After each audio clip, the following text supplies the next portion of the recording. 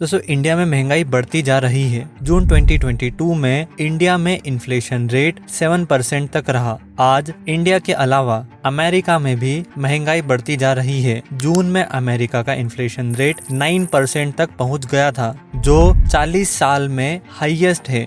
Recently Indian rupees की value गिरती जा रही है। आज के समय एक अमेरिकन डॉलर 80 रुपीस तक पहुंच गया है, जो अभी तक की हिस्ट्री में पहली बार है। उसके अलावा जापान की करेंसी तक भी गिरती जा रही है और जापान करेंसी भी हिस्टोरिक लो पर है। इससे हमें यह समझ आता है कि इंडिया के अलावा सभी मेजर इकोनॉमी स्ट्रगल कर रही है। क्या दुनिया में रिसेशन आ सकता है? वर्ल्ड बैंक का भी प्रेडिक्शन है कि दुनिया रिसेशन की ओर बढ़ रही है और कुछ समय में रिसेशन आ सकता है। सबसे पहले जानते हैं कि रिसेशन क्या है। रिसेशन यानी आर्थिक मंदी। रिसेशन समझने के लिए हमें डिमांड और सप्लाई को समझना होगा। दोस्तों कोई भी इकोनॉमी को चलाने के लिए डिमांड और सप्लाई जरूरी है। नॉर्मल कंडीशन में डिमांड और सप्लाई बैलेंस होती है। जितना सप्लाई होगा उतनी ही डिमांड भी होगी। जैसे ही डिमांड और सप्लाई में डिसबैलेंस होता है, वैसे ही इकोनॉमी स्ट्रगल करने लगती है। एग्जाम्पल के लिए मान लीजिए कि किसी कंपनी ने 100 कार मैन्युफैक्चर की।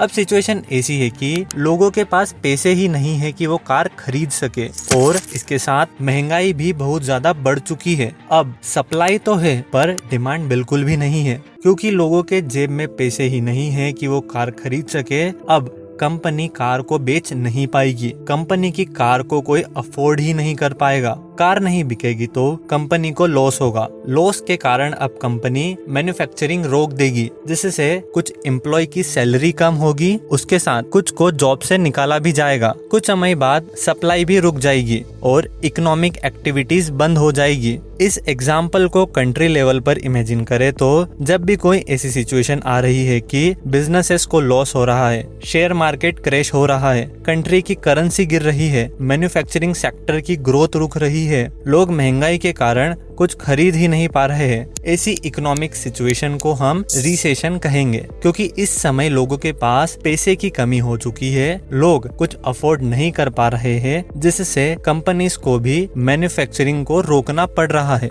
आइए जानते हैं कि रिसेशन क्यों आता है। नंबर 1, वॉर के कारण। जब कंट्रीज के पैसे और रिसोर्सेस वॉर में वेस्ट हो जाते हैं। नंबर 2, डिजास्टर के कारण, जैसे अर्थक्वेक, सुनामी, जब कई लोगों की मौत हो जाती है। नंबर 3, पेंडेमिक, जिसकी वजह से डेथ बहुत ज्यादा बढ़ चुकी हो। नंबर 4, बैंक फ्रॉड के कारण भी, जैसे यूएसए में 2008 में हुआ था, जब लेमन ब्रदर बैंक डूब गई थी, उसके कारण भी रिसेशन आ गया था। अभी तक दुनिया में 6 बार रिसेशन आ चुका है। अब जानते हैं कि रिसेशन के समय क्या होता है। Job loss, low income, stock market crash, currency fall, business shutdown. अब आपका क्वेश्चन होगा कि गवर्नमेंट रिसेशन को कैसे रोकने की कोशिश करती है।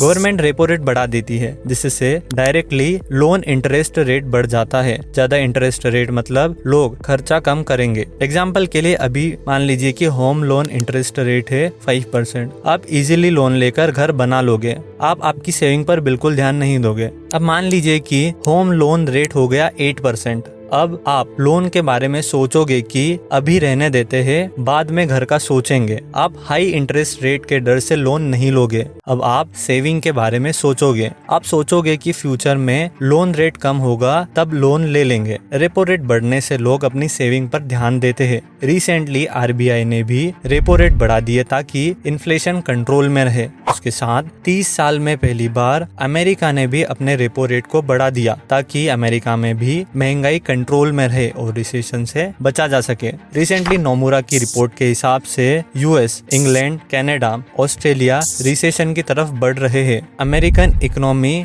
फर्स्ट क्वार्टर में गिरती नजर आई। आज इंग्लैंड की जीडीपी भी गिरती नजर आ रही है। इससे हमारे दिमाग में यह सवाल जरूर आता है कि क्या दुनिया में रिसेशन आ सकता है। आप इस बारे में क्या सोचते हो, हमें कमेंट करके जरूर बताएं।